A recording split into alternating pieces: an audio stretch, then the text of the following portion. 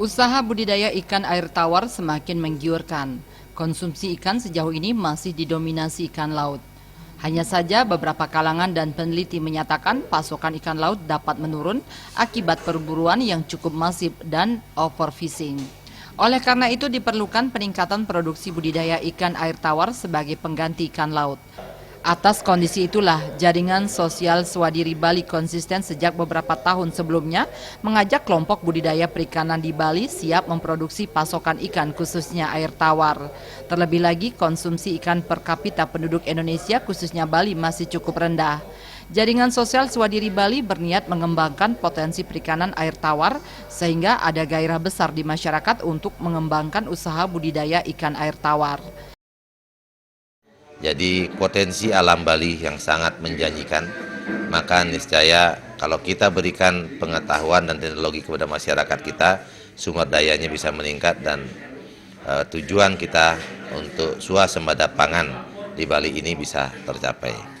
Kebutuhan akan pasar ikan air tawar ini sangat tinggi, jadi ini perlu ditingkatkan. Makanya salah satu, kalau dari kondisi alamnya sudah sangat mendukung, maka kita harus sejalan dengan kondisi sumber daya manusianya. Gus Adi yang juga anggota Komisi 4 DPR RI menambahkan, metode pelatihan akan mengadopsi pola pertanian hidroponik dengan sistem tumpang sari. Metode ini merupakan pola terintegrasi yang menerapkan pertanian organik.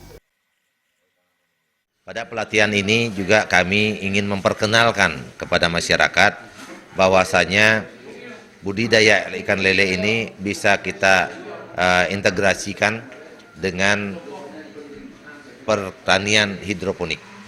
Jadi hidroponik ini medianya tidak mempergunakan tanah, namun kita memakai bekas limbah dari kotoran hewan ini atau ikan ini yang menjadi pakan dari tumbuh-tumbuhan yang ada di atas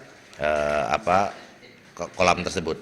Dengan pelajaran yang kita dapatkan pada hari ini adalah merupakan suatu hasil yang sangat berguna untuk kita semua, khususnya bagi yang punya pekarangan yang sempit ini bisa dilakukan.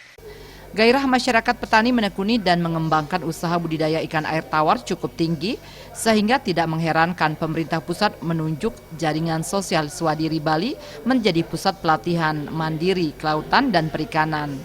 Beberapa kelompok yang ikut pada pendidikan dan pelatihan ini diantaranya kelompok Mina Tegal Sari, Mina Artasari Kintamani, Mina Karya Semarapura Klungkung, Pontang Anyar Gianyar, serta Mina Abadi Kintamani. Arik Pertama dan Gus Ngurah, Bali TV.